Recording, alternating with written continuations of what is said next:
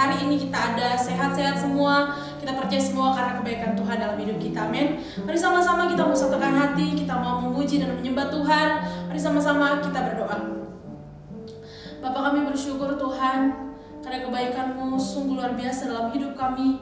Bukti nyata kasih-Mu kami semua ada sampai hari ini Tuhan. Kami tahu karena anugerah Tuhan yang luar biasa dalam hidup kami. Untuk itu Tuhan, saat ini kami mau membawa hati kami menaikkan pujian yang terbaik dari hati kami Tuhan untuk Engkau. Kami mau memuji-Mu, kami mau membesarkan nama-Mu Tuhan. Sebab Engkau Allah yang layak dipuji, Engkau Allah yang layak ditinggikan. Haleluya. Bersama-sama kita menaikkan pujian ini bagi Tuhan. Sama-sama katakan, Yesus Kau sungguh baik. Yesus Kau sungguh baik. Yesus nama-Mu indah. Yesus ku cinta Kau selalu, ku tinggikan, ku agungkan selamanya. Yesus,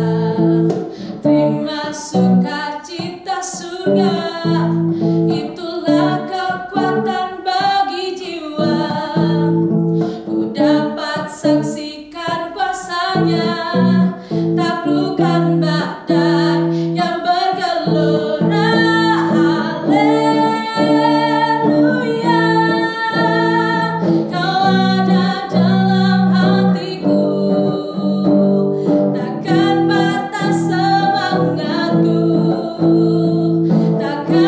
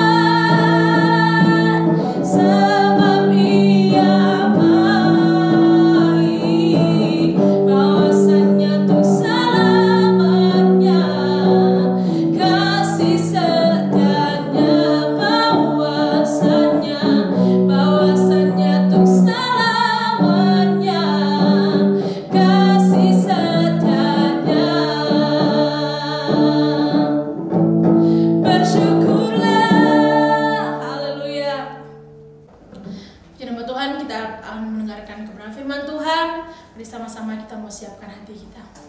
Kami percaya Engkau Bapa yang setia dalam hidup kami Tuhan. Tak pernah sedetik pun Engkau meninggalkan setiap kami. Terima kasih Tuhan Yesus. Mari sama-sama kita menaikkan pujian bagi Tuhan.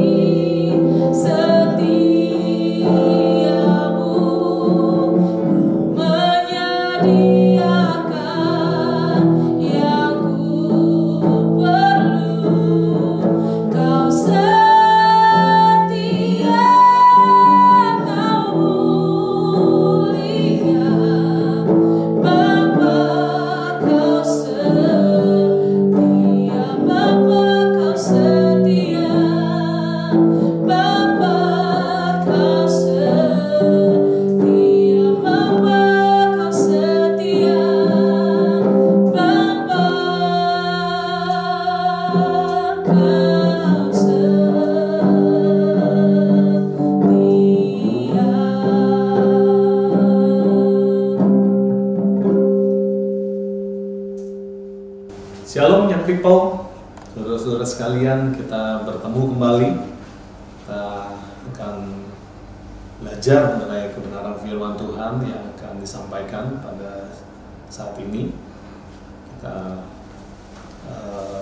belajar bagaimana menghadapi masalah.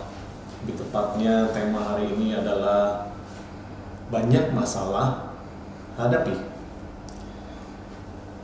Masalah tentunya nggak mengenakan kalau kita dengar, bahkan kalau menimpa dan kita alami sendiri, tentunya kita akan berupaya untuk menghindar. Bahkan kalau kebanyakan, kalau orang yang belum siap, setiap kita yang belum siap, kita tentunya akan melarikan diri dari masalah tersebut, berupaya untuk keluar dengan, kalau bisa menghindar dari masalah-masalah tersebut. Tapi kita pelajari sedikit dulu bagaimana apa sih masalah itu sih. Tentunya kalau setiap kita kalau ditanya soal masalah, kita nggak kepengen untuk kita dapat dan alami. Tetapi kalau kita ditanya, mau nggak kita mengalami mujizatnya Tuhan, mengalami berkat yang melimpah, mengalami kebangkitan, mengalami kesembuhan, mengalami pemulihan, pasti tentunya setiap kita akan dengan cepat mengatakan, ya saya mau. Tapi kalau tanya, mau nggak mengalami masalah, mau nggak mengalami sakit penyakit, mau nggak mengalami keterpurukan dan sebagainya, tentu kita akan terdiam. Tapi kita pelajari nanti sebentar, apa sih yang masalah itu sendiri? Kenapa masalah itu kok kayak silih berganti, nggak pernah habis? Kita nggak minta pun akan datang itu masalah. Ya, saya beberapa kali berpikir justru lewat hari ini, tema hari ini, saya belajar banyak untuk bisa menghadapi masalah-masalah yang saya hadapi. Bahkan waktu saya mengerti dan bisa menghadapi masalah-masalah tersebut dengan jernih, bahkan dengan penuh keyakinan bersandar sepenuhnya kepada Tuhan, saya bisa melihat banyak hal. Nah, umumnya waktu kita tadi katakan mau mendapatkan berkat melimpah, mendapatkan kesuksesan, mendapatkan mujizat, semua hal itu bisa kita dapatkan, tetapi nggak mungkin nggak melalui suatu proses. Waktu kita bilang kita pengen dapat mujizat kesembuhan, misalnya mujizat kesembuhan, tentu kita harus mengalami sakit penyakit baru kita bisa mendapatkan mujizat kesembuhan. Waktu kita bilang saya pengen dipulihkan, pasti dia mengalami proses di mana keterpurukan dan sebagainya, makanya dia akan mengalami pemulihan, dia kepengen pemulihan. Jadi kalau setiap kita hari ini bilang saya kepengen masuk surga, kalau ditanya hari ini siapa yang mau melalui prosesnya untuk masuk ke surga, yaitu mati, tentu setiap kita diam berpikir. Padahal kita tahu bahwa jaminan keselamatan ada pada Tuhan, dan kita kalau mau dibangkitkan, mau bahkan ada di dalam kerajaan surga, ya tentu harus melalui proses itu semua. Nah, proses-proses ini saya berpikir apa sih yang menyebabkan ada timbulnya masalah? Saya menyimpulkan ada 3 poin kenapa kita bisa mengalami masalah. Poin pertama yaitu, dan umumnya kita dapat masalah itu karena yang pertama adalah seringkali kita melakukan sesuatu hal yang akhirnya menjadi kesalahan kita sendiri dan menimbulkan suatu masalah. Itu umumnya yang terjadi karena kesalahan kita sendiri. Masalah terjadi karena kesalahan sendiri. Jadi itu poin pertama. Contoh, poin pertama, masalah yang terjadi karena kesalahan kita sendiri. Kita mengalami sakit, misalnya flu, batuk pilek. Terus kita bilang, kok saya bisa dapat batuk pilek ya? Ini kayaknya iblis nih mencobai saya.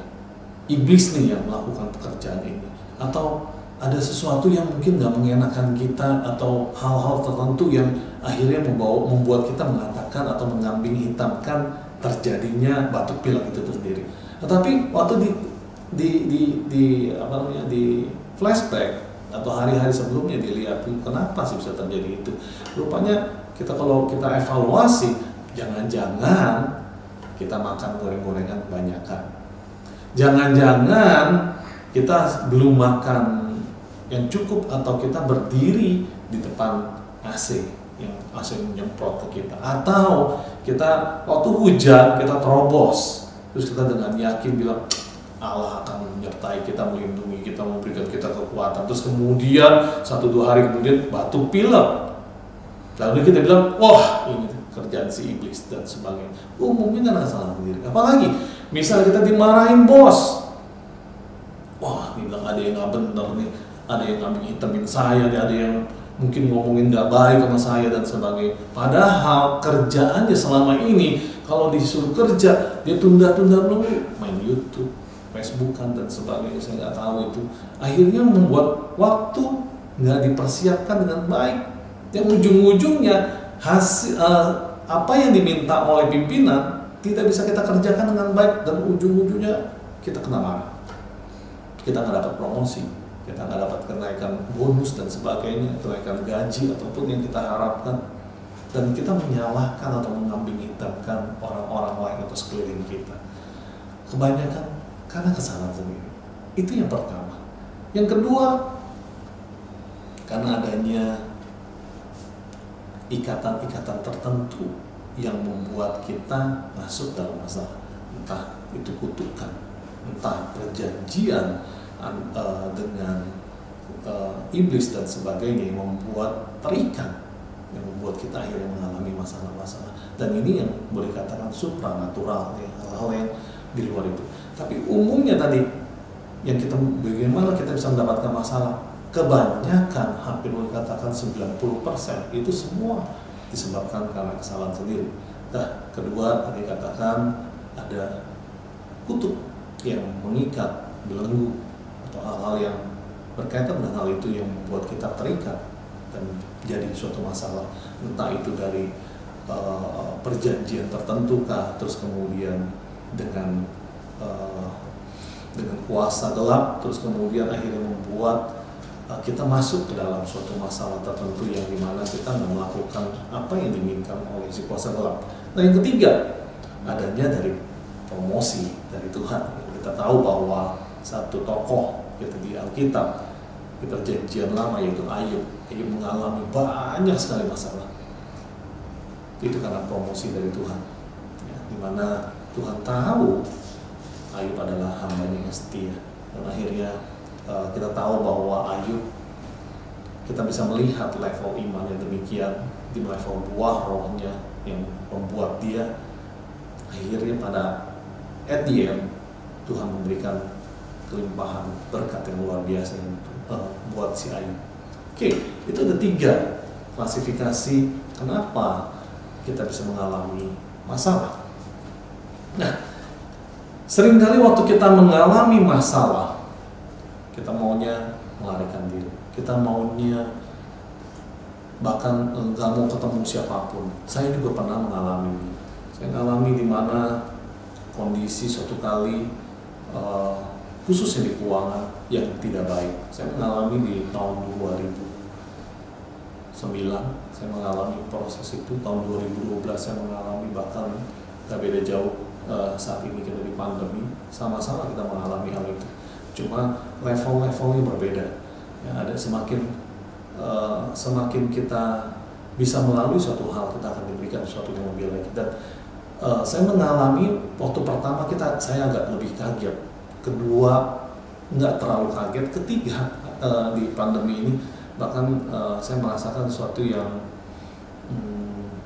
biasa aja, dan bahkan saya tahu bahwa hal ini bukan sesuatu yang nggak mengenakan saya lagi. Saya tahu bahwa ada sesuatu hal yang Tuhan mau kerjakan melalui hal ini untuk saya bisa kerjakan, buahnya ada kelihatan dan menjadi kesaksian buat banyak orang dan memuliakan Bapa di surga. Nah, itu yang saya tahu. Saya mengalami hal itu sama mungkin seperti beda jauh dengan setiap saudara-saudara sekalian. Di Mazmur 139 ayat 7 sampai 8 dikatakan demikian. Mazmur 139 ayat 7 sampai 8. Saya bacakan. Kemana aku dapat pergi menjauhi rohmu? Kemana aku dapat lari dari hadapanmu? Jika aku mendaki ke langit, engkau di sana. Jika aku menaruh tempat tidurku di dunia orang mati, di situ pun engkau. Tuhan senantiasa ada menyertai kita di setiap musim kita. Tapi seringkali kitanya yang lari daripada Dia. Tapi dikatakan di sini bahwa dimanapun kita berada, Tuhan akan menyertai kita. Kadang-kadang kita nggak menyadari hal itu. Waktu di awal pertama kali saya mengalami krisis keuangan di tahun 2009, saya mengalami yang luar biasa, di mana saya juga nggak ngerti bagaimana menghadapinya. Saya di depan rumah saya ada debt collector yang kadang mesti gedor-gedor pintu, terus belum diteleponin sama entah dari kartu kredit, dari perbankan, banyak sekali. Belum di mana saya mengambil untuk usaha saya mengambil kredit perbankan, kredit pinjaman dari rekening orang yang kemudian yang akan jatuh tempo, terus kemudian macet, over plafon, dengan kemudian over limit yang harus dibayarkan, belum juga giro-giro atau cek yang kita buka yang saya nggak tahu bagaimana mendapatkan uangnya, karena waktu saya mau menagih piutang saya kepada customer saya nggak bisa ditagih dengan cepat. Mereka pun mengalami hal-hal yang serupa dengan beda jauh dengan saya, ataupun dengan kondisi alasan-alasan lainnya. Tetapi saya menghadapi hal itu, awal pertama saya menyembunyikan diri dalam kamar. Saya takut dengan mereka ngadepin dengan mukanya yang galak-galak. Bahkan ada yang di satu kali di kantor saya datang, diberitahukan oleh staf saya, gebrak-gebrak meja debt collectornya, supplier datang semua seperti demikian, yang berlaku seperti itu. Dia harus menunggu berapa sekian lama sampai tunggu saya datang dan sebagainya. Saya menghindar untuk problem-problem seperti itu. Tapi sampai satu titik saya melihat bahwa Allah saya Allah yang sanggup melakukan segala hal. Saya nggak mampu melakukannya. Saya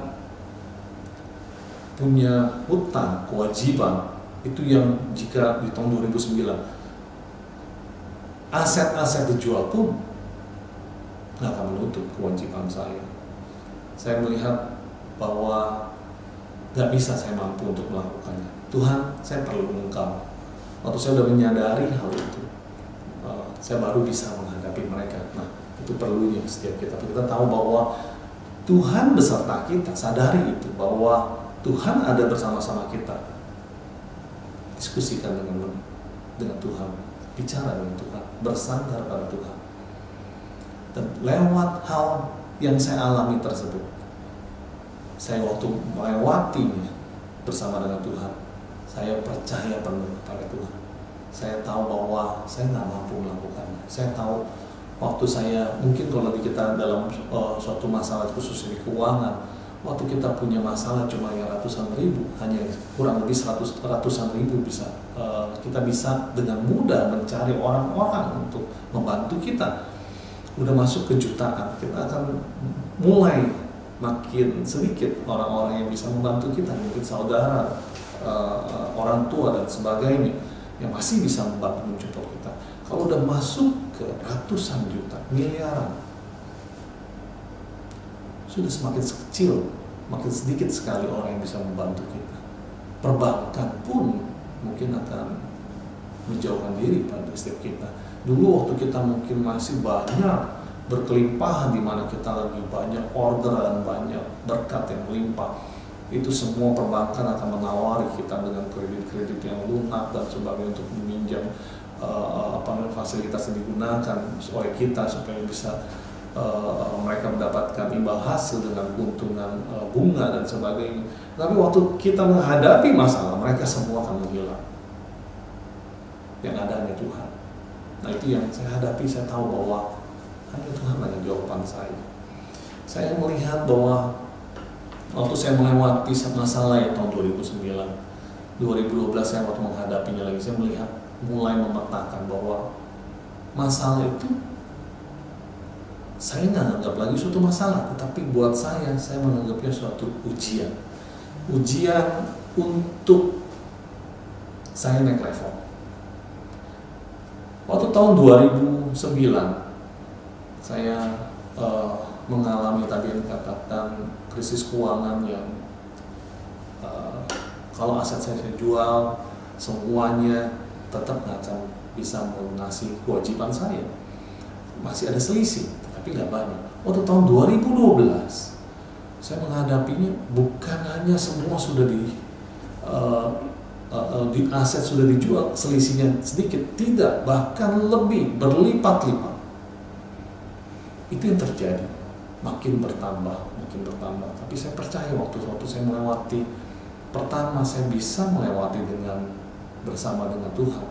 Saya tahu bahwa tahun 2012 pun saya bisa melewati juga bersama dengan Tuhan.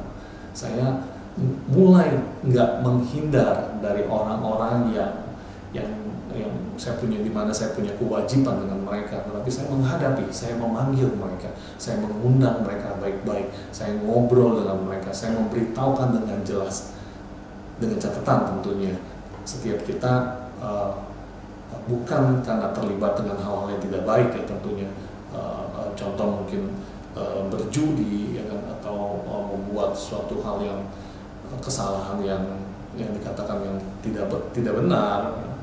Saya ngadepin itu dengan setiap supplier saya ngadepin, saya ngobrol sama mereka apa yang saya kerjakan, bagaimana proyek ini mandek, terus kemudian pembayarannya seperti demikian, semua saya hadapi. Bagaimana saya beritahukan kepada mereka apa yang sedang saya kerjakan saat ini untuk bisa membayar kewajiban-kewajiban saya dan sebagainya. Saya merestrukturisasi semua kewajiban saya minta waktu kepada mereka. Bahkan di 2012 tanpa saya, dengan kekuatan saya sendiri, tanpa ada campur tangan saya, Tuhan kirimkan orang-orang yang supplier yang dimana saya punya kewajiban dengan dia melihat saya bisa menghadapi mereka dengan baik, saya punya etikat yang baik. Akhirnya bukan diuber-uber, saya bahkan dibantu oleh mereka memberikan proyek kepada saya supaya bisa melunasi kewajiban saya kepada mereka. Mereka mengenalkan saya kepada klien-klien yang akhirnya memberikan proyek dan sebagainya. Itu yang terjadi, hal-hal yang Tuhan katakan, kita dengar di firman bahwa apa yang tidak pernah tertimbul dalam hati, apa yang tidak terpikirkan, semuanya Tuhan sediakan bagi saya. Saya sampai wow, amazed banget, Tuhan, itu karena Tuhan. Gak mungkin karena saya, dengan relasi saya nggak bisa melakukan itu. Kalau kita punya relasi dan sebagainya, kita tahu bahwa kita mengalami suatu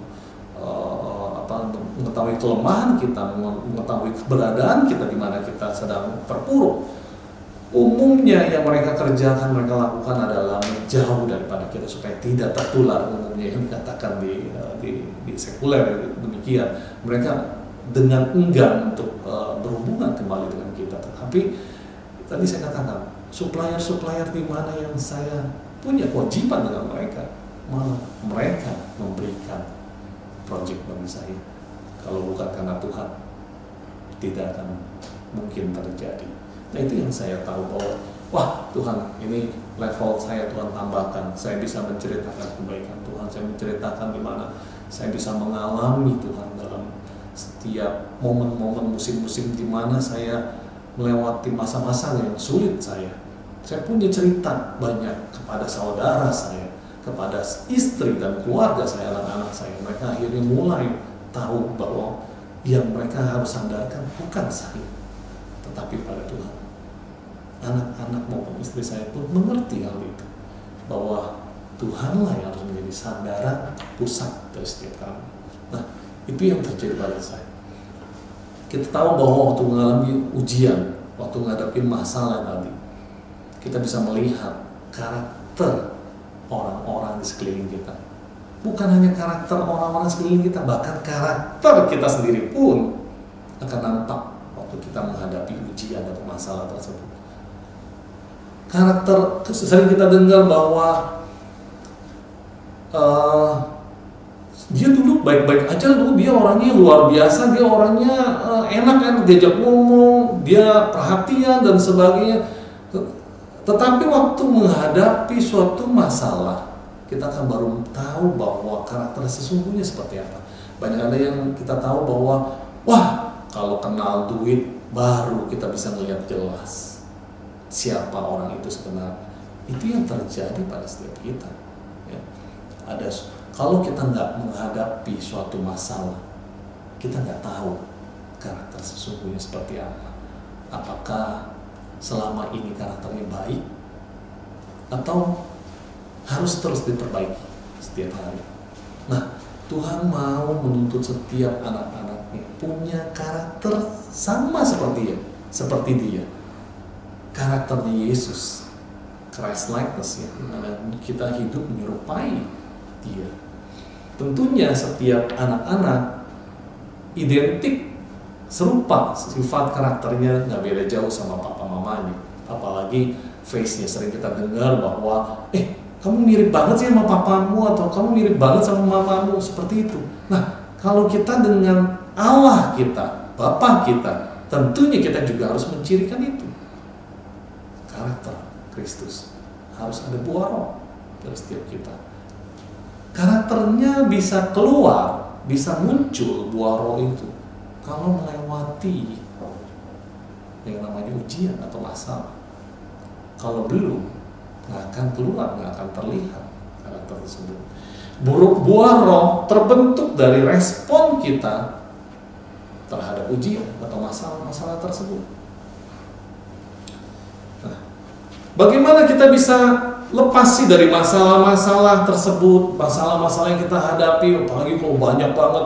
Waktu dimana tadi saya katakan saya mengalami keterpurukan 2009, 2012, bahkan yang belum lama ini. Sekali kita semua hadapi, semua perusahaan hadapi hari ini, di mana masa pandemi ini yang luar biasa, daya beli turun sekali, terus kemudian banyak pengeluaran yang ekstra, di mana untuk protokol kesehatan aja ada ekstra tambah waktu, banyak hal yang harus disiapkan dan sebagainya. Banyak sekali yang terjadi, ya, termasuk di mana unit usaha yang Tuhan percayakan kepada saya mengalami hal itu, di mana saya harus vakum dengan satu unit usaha yang Tuhan percayakan. Saya harus vakum dulu, dan unit usaha yang lain, di mana kemarin ada PSBB, kita harus ngikutin aturan pemerintah, di mana harus ditutup dan sebagainya berbulan-bulan, sedangkan staf-staf harus digaji dan sebagainya. Saya menghadapi itu semua dan nggak mudah. Belum lagi keberadaan saya, keluarga saya diuber-uber dengan pinjaman rekening koran, bunganya harus ditutupi, terus kemudian kewajiban-kewajiban lainnya, bagaimana dengan anak-anak sekolah, terus living cost, biaya hidup sehari-hari dan sebagainya, sedangkan penghasilan tidak ada berbulan-bulan, bahkan kita udah melewati masa pandemi ini setahun lebih. Itu yang terjadi. Staf harus digaji karena mereka juga punya kebutuhan sendiri. Itu yang terjadi. Omset tidak ada sama sekali. Banyak sekali yang harus dihadapi. Kadang-kadang saya ngerasa, ya Tuhan, kok kayaknya nggak habis-habis ya. Bagaimana kita bisa lepas dari masalah-masalah tersebut? Syarat kenaikan level atau level up supaya kita bisa melampaui, dan bahkan kita bisa naik level, kita bisa memenangkan situasi tersebut. Yang pertama, anggaplah sebagai suatu kebahagiaan apabila kita jatuh dalam berbagai-bagai pencobaan. Yakobus 1 ayat 2-4 kita bisa baca sama-sama, yuk. Yakobus 1 ayat 2-4 dikatakan, saudara-saudaraku, anggaplah sebagai suatu kebahagiaan apabila kamu jatuh ke dalam berbagai-bagai pencobaan, sebab kamu tahu bahwa ujian terhadap imanmu itu menghasilkan ketekunan, dan biarkanlah ketekunan itu memperoleh buah yang matang, supaya kamu menjadi sempurna dan utuh dan tak kekurangan suatu apapun. Itu yang Tuhan katakan. Anggaplah suatu kebahagiaan. Kenapa? Karena kita tahu, tadi saya katakan di 2009 saya waktu melalui itu saya tahu bahwa penyertaan Tuhan nggak kurang sama saya. Yang akhirnya saya bisa melalui itu waktu saya menyerahkan semua sepenuhnya pada Tuhan. Saya bisa melewati itu. Kewajiban-kewajiban yang tadinya nggak mungkin. Saya ngerasa mandek, saya ngerasa nggak ada jalan lagi.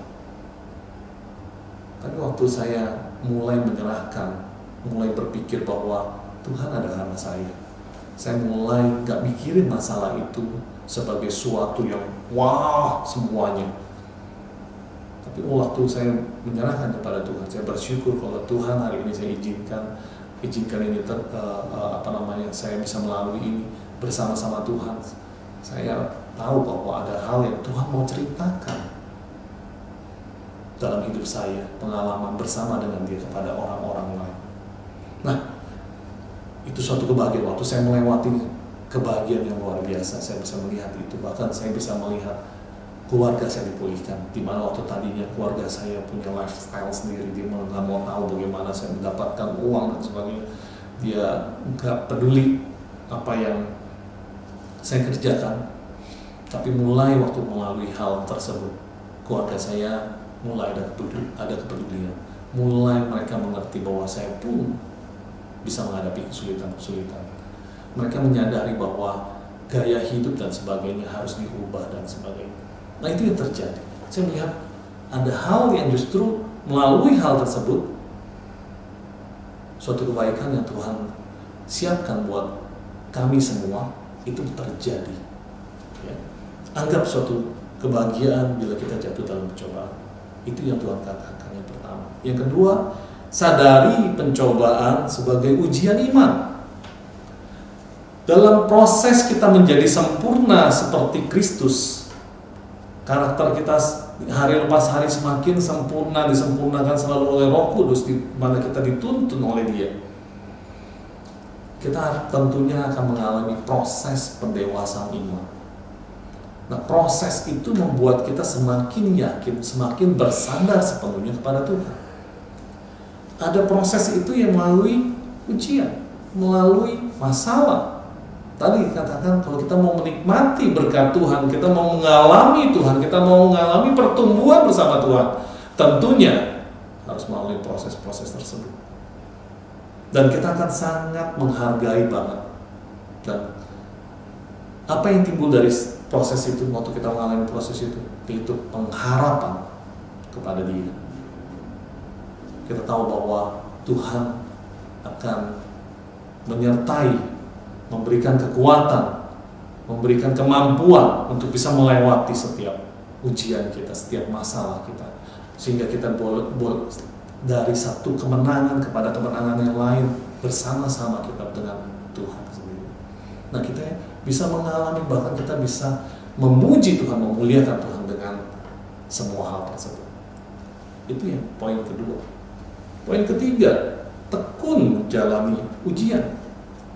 Tadi dikatakan Yakobus, waktu kita mengalami ujian-ujian tersebut akan menghasilkan ketekunan.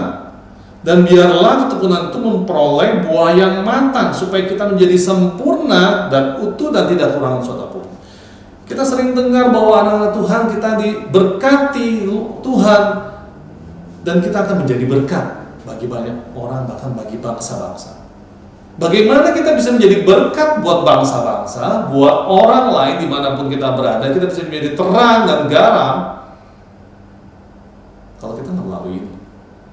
Kalau kita masih terus meminta bahkan kekurangan, kita bisa memberkati kalau kita diberkati penuh, dan limpahannya itu bisa memberkati banyak orang. Kalau kita menjadi sempurna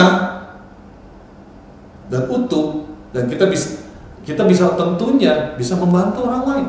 Kalau kita hari ini bisa mengalami proses masalah yang hari ini kita hadapi bersama-sama, kita bisa menang. Waktu kita mengalami kemenangan itu, kita bisa membantu menguatkan orang-orang lain yang mengalami masalah yang pernah kita alami.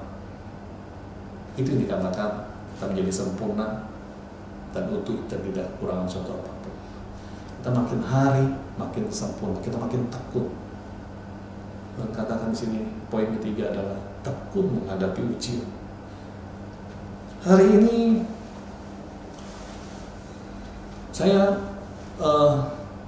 mengalami juga yang tadi saya katakan, sama seperti setiap kita, semua orang seluruh dunia, masa-masa pandemi. Saya dari tahun 2009 itu, setelah saya melalui di mana mengalami krisis finansial di tahun 2009, saya berdoa meminta sama Tuhan, Tuhan kalau boleh, bahkan kerinduan saya Tuhan, saya nggak mau lagi berhutang kepada perbankan. saya pengen lepas dari pinjaman rekening koran dan sebagainya. Saya pengen Tuhan, berkat yang Tuhan berikan buat saya sekeluarga, saya bisa mengelolanya dengan maksimal, enggak dibagi dengan bunga bank dan sebagainya. Saya nggak mengatakan pinjaman rekening koran itu salah, tapi saya dari tahun 2002 saya mulai berusaha sendiri. Saya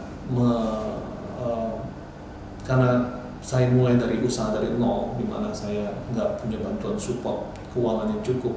Akhirnya saya meminjam kepada perbankan dengan mengagunkan atau memberikan jaminan itu rumah saya sebagai pinjaman rekening koran.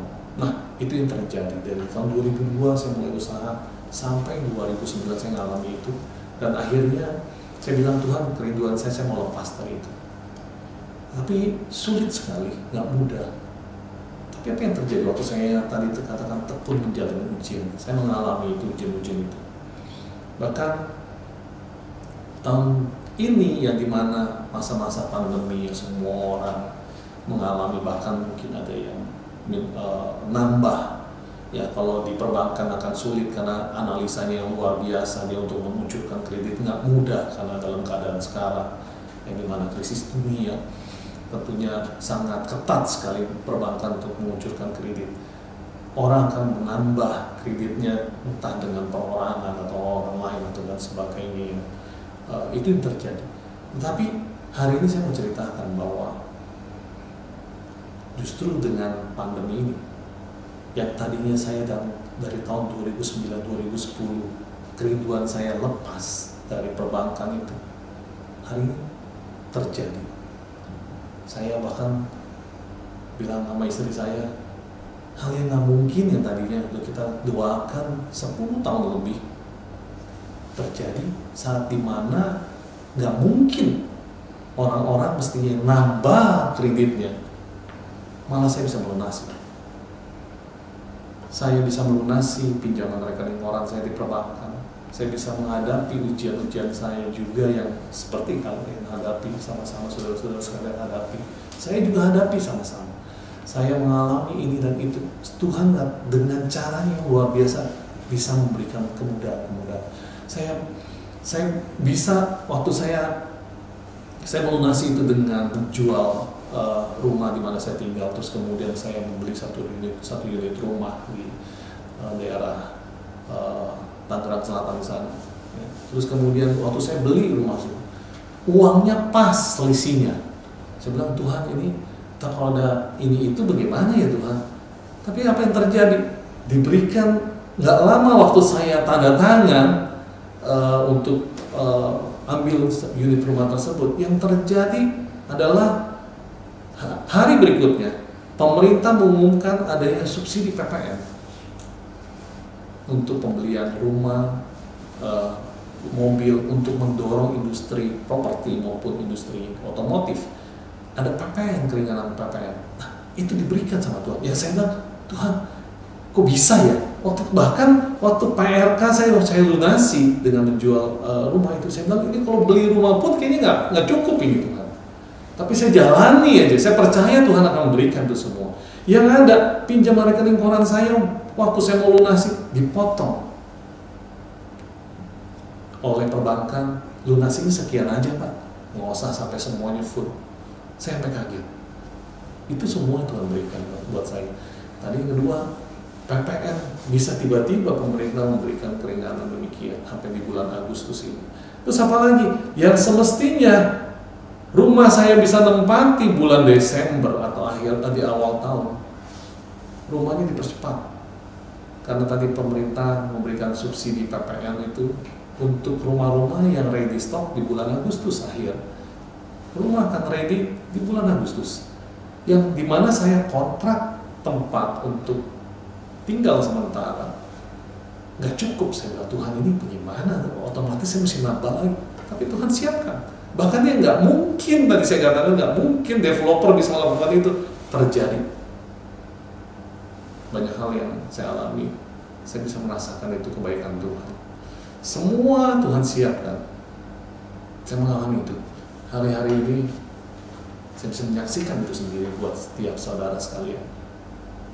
Nah, itu tadi yang ketiga. Yang keempat, bagaimana kita bisa lepas dari masalah tersebut?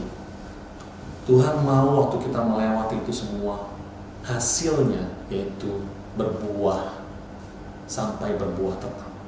Berbuah ini maksud buah pertobatan kita, buah pelayanan kita. Tuhan mau itu dikerjakan pada setiap kita.